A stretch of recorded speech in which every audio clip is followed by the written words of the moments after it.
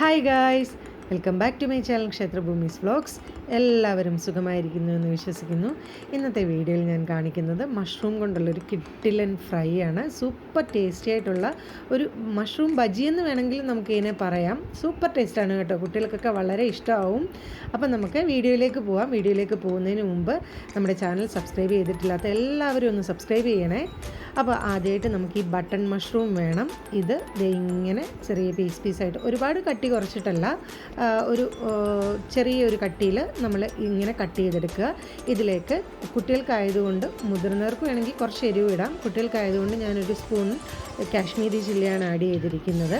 ഇതിലേക്ക് ആവശ്യത്തിനുള്ള ഉപ്പ് ഇടാം. ഇത്ര ഉപ്പ് ഇട്ടിരിക്കുന്നത് നമ്മൾ കടലമാവ് ചേർക്കുന്നുണ്ട്, അതുകൊണ്ട് മാവിനും കൂടിയുള്ള ഉപ്പാണ് ഇട്ടിരിക്കുന്നത്. പിന്നെ കുറച്ച് കായം ചേർക്കുക, അത് വളരെ കുറച്ച് മതി കേട്ടോ. കുറച്ച് കായം കൂടെ ആഡ് ചെയ്തിട്ട്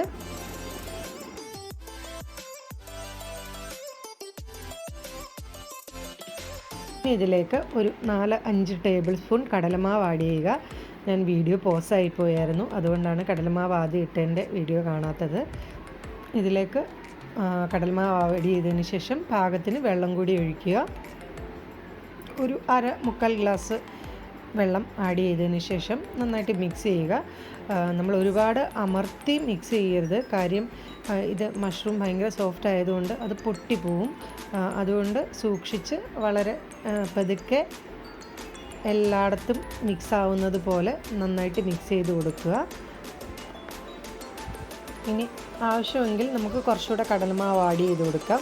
എനിക്ക് കുറച്ച് വെള്ളം കൂടുതലായിരുന്നു, അതുകൊണ്ട് ഞാൻ ഒരു അല്പം കൂടി കടലമാവ് ആഡ് ചെയ്തു. ഒരു തിക്ക് കൺസിസ്റ്റൻസി വേണം, ഒരുപാട് വെള്ളം വേണ്ട, ഒരുപാട് ലൂസ് ആവണ്ട. അതുകൊണ്ടാണ് വീണ്ടും കുറച്ച് കടലമാവും കൂടെ ആഡ് ചെയ്ത് കൊടുത്തത്. ഇനി ചൂടായ പാനിലേക്ക് നമുക്ക് ഈ മഷ്റൂംസൊക്കെ ഫ്രൈ ചെയ്തെടുക്കാൻ ആവശ്യമായിട്ടുള്ള വെളിച്ചെണ്ണ ഒഴിക്കുക.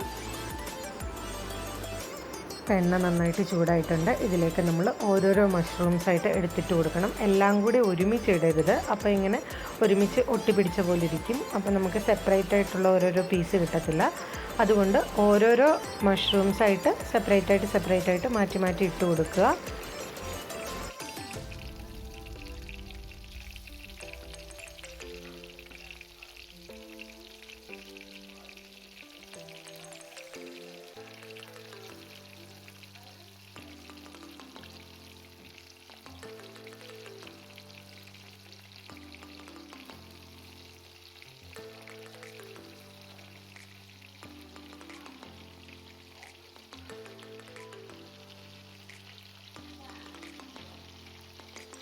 ഒരു 2 മിനിറ്റൊക്കെ കഴിയുമ്പോഴത്തേക്കിനും അതിൻ്റെ മറ്റേ സൈഡ് തിരിച്ചിടുക. ഒരു സൈഡ് എന്തായാലും ഫ്രൈ ആയിട്ടുണ്ടാവും, മഷ്റൂം പെട്ടെന്ന് വേവും. ഇത് മറ്റേ സൈഡും കൂടെ തിരിച്ചിട്ടതിന് ശേഷം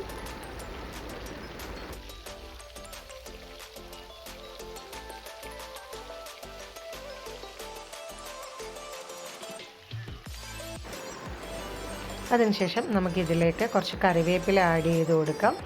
ഇത് കോരാറാവുന്നതിന് ഒരു തൊട്ട് മുന്നായിട്ട് ഇട്ട് കൊടുത്താൽ മതി. ഈ ഒരു കറിവേപ്പിലയുടെ ഫ്ലേവറൂടെ വരുമ്പോഴത്തേക്കിനും നല്ലൊരു ടേസ്റ്റാണ് ഈ ഫ്രൈക്ക്. സോ അത് കോരുന്നതിന് തൊട്ട് മുമ്പായിട്ട് നമ്മൾ ഈ കറിവേപ്പിലയും കൂടെ ഇട്ട് ജസ്റ്റ് ഒന്ന് മുരിച്ചതിന് ശേഷം നമുക്കിത് കോരിയെടുക്കാം.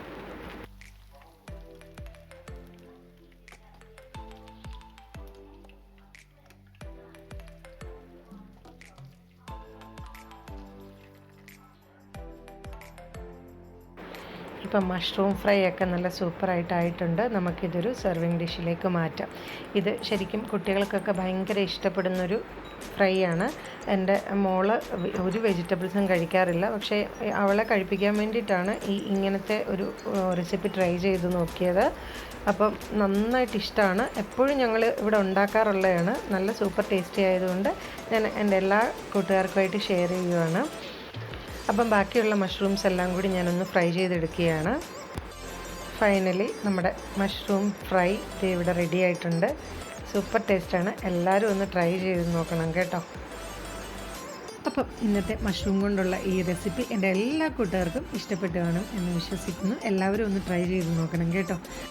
അപ്പോൾ വീഡിയോ ഇഷ്ടപ്പെട്ടെങ്കിൽ എല്ലാ കൂട്ടുകാരും എൻ്റെ ഈ ചാനൽ ഒന്ന് സബ്സ്ക്രൈബ് ചെയ്യണം. സബ്സ്ക്രൈബ് ചെയ്യാതെ ആരെങ്കിലും ഈ വീഡിയോ കാണുന്നുണ്ടെങ്കിൽ പ്ലീസ് എല്ലാവരും ഒന്ന് സബ്സ്ക്രൈബ് ചെയ്യണേ. ഇഷ്ടപ്പെട്ടെങ്കിൽ ലൈക്ക് ചെയ്യാനും ഷെയർ ചെയ്യാനും മറക്കരുത്. അപ്പോൾ എല്ലാവർക്കും നല്ലത് വരട്ടെ. Thank you for watching.